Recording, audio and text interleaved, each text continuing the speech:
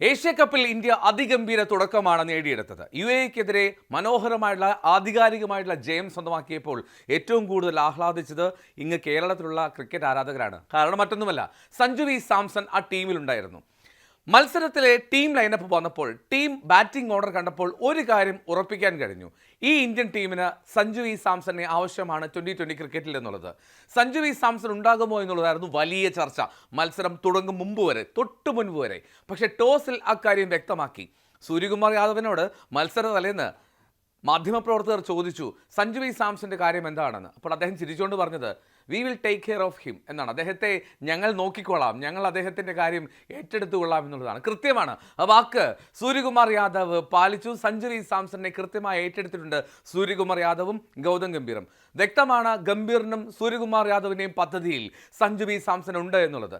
പതിവ് ഓർഡറിലല്ല സഞ്ജു ഉള്ളത്. കാരണം നമുക്കറിയാവുന്ന പോലെ അഭിഷേക് ശർമ്മയും സഞ്ജു വി സാംസണുമാണ് ഓപ്പണറായി കഴിഞ്ഞ ലോകകപ്പിൽ ഉൾപ്പെടെ ഇന്ത്യൻ ടീമിൽ എത്തിയത്. പക്ഷേ ശുഭ്മാൻ ഗില്ല് ഈ ടീമിലേക്ക് എത്തിയപ്പോൾ ശുഭ്മാൻ ഗില്ലിന് സ്വാഭാവികമായും ഓപ്പണിംഗ് പൊസിഷനിലേക്ക് എത്തിയേ മതിയാകൂ.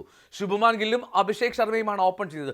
പക്ഷേ പിന്നീടെത്തിയ ബാറ്റിംഗ് ഓർഡർ, അതാണ് സഞ്ജു വി സാംസണിനുള്ള സാധ്യതയ്ക്ക് ഏറ്റവും കൂടുതൽ ഇനിയും കൂടുതൽ സാധ്യതയുണ്ടെന്ന് വ്യക്തമാകുന്ന ഒരു ബാറ്റിംഗ് ഓർഡറാണ് പിന്നാലെ കണ്ടത്. കാരണം മൂന്നാമതായി ക്രീസിലേക്ക് എത്തിയത് സൂര്യകുമാർ യാദവാണ്, ക്യാപ്റ്റൻ. തിലക് വർമ്മയെ 3-ൽ നിന്ന് 4-ലേക്ക് മാറ്റി. സഞ്ജു വി സാംസണാണ് ബാറ്റിംഗ് ഓർഡറിൽ 5-ാം സ്ഥാനത്ത്.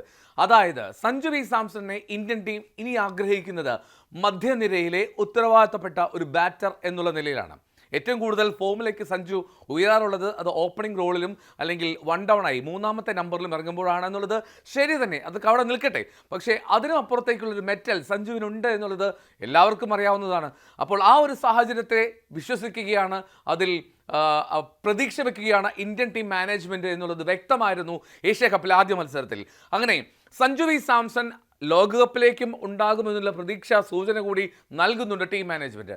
ടീം സെലക്ഷൻ അതിൻ്റെ പ്രഖ്യാപന സമയത്ത് ചീഫ് സെലക്ടർ പറഞ്ഞപ്പോഴൊക്കെ നമ്മുടെയൊക്കെ ആശങ്ക സഞ്ജു വി സാംസൺ അത്ര കാര്യമായി പരിഗണിക്കുന്നില്ലേ എന്നുള്ളതാണ്. പക്ഷേ അവിടെയും ഒരു കാര്യമുണ്ടായിരുന്നു. മുഖ്യ സെലക്ടർ എന്ന് പറഞ്ഞത് അജിത് അഗാക്കറിൻ്റെ വാക്കുകൾ: ഈ ടീം ഞാൻ എടുത്തു കൊടുക്കുന്നു, അല്ലെങ്കിൽ സെലക്ഷൻ കമ്മിറ്റി 15-അംഗ സംഘത്തെ കൊടുക്കുന്നു, പക്ഷേ ബാക്കി നിശ്ചയിക്കേണ്ടത് അത് ടീം മാനേജ്മെൻറ്റാണ്. ടീമിൻ്റെ കോച്ചും ക്യാപ്റ്റനും ഒക്കെ ഉൾപ്പെടുന്ന ആ മാനേജ്മെൻറ്റാണ്. അതിൽ വ്യക്തമാണ് സഞ്ജു വി സാംസണിന് ഗൗതം ഗംഭീറിനും സൂര്യകുമാർ യാദവും നൽകുന്ന സ്ഥാനം അതൊരു വേറെ ലെവൽ തന്നെയാണെന്ന്. ഒരു പക്ഷേ നെറ്റ്സിൽ അധികം പ്രാക്ടീസ് ചെയ്യാത്ത സഞ്ജു വി സാംസനെ കണ്ടപ്പോൾ എല്ലാവരും കരുതി സഞ്ജുവിന് ഏഷ്യ കപ്പിൽ അവസരമില്ല എന്ന്. പക്ഷേ അങ്ങനെയല്ല, സഞ്ജുവിന് അവസരമുണ്ട് എന്ന് കൃത്യമായി ബോധ്യപ്പെടുത്തി ആദ്യ മത്സരത്തിൽ തന്നെ. ജിതേഷ് ശർമ്മ, വിക്കറ്റ് കീപ്പറായി ജിതേഷ് ശർമ്മ എത്തുമെന്നുള്ളതായിരുന്നു എല്ലാവരുടെയും പ്രവചനം.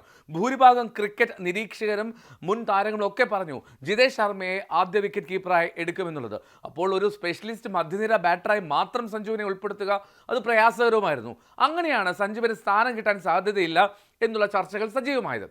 പക്ഷേ UAE-ക്കെതിരായിട്ടുള്ള മത്സരത്തിൻ്റെ ബാറ്റിംഗ് ഓർഡറും ടീം ലൈനപ്പും വന്നപ്പോൾ ഒരു കാര്യം വ്യക്തമാണ്: ഇന്ത്യ സഞ്ജു വി സാംസണിനെ വിക്കറ്റിന് പിന്നിലും കീപ്പറായിട്ടും നിലനിർത്തുന്നുണ്ട്. ഒപ്പം ബാറ്ററായി ടീമിൻ്റെ ഒരു മധ്യനിരയിൽ വളരെ നിർണായകമായിട്ടുള്ള പൊസിഷനിൽ സഞ്ജുവിനെ അവർ ആഗ്രഹിക്കുന്നു എന്നുള്ളതാണ്. ഹാർദിക് പാണ്ഡ്യയൊക്കെ പിന്നാലെ ഫിനിഷറായി എത്തുമ്പോൾ അവിടെ സ്പെഷ്യലിസ്റ്റ് ഫിനിഷറായിട്ടുള്ള ജിതേഷ് ശർമ്മയുടെ ആവശ്യമില്ല എന്ന് തോന്നുന്നു സൂര്യകുമാറിനും ഗൗതം ഗംഭീറിനും എന്നാണ് മനസ്സിലാക്കേണ്ടത്. എന്താണെങ്കിലും സന്തോഷിക്കാം, ഇത് പ്രതീക്ഷ പുലർത്താം.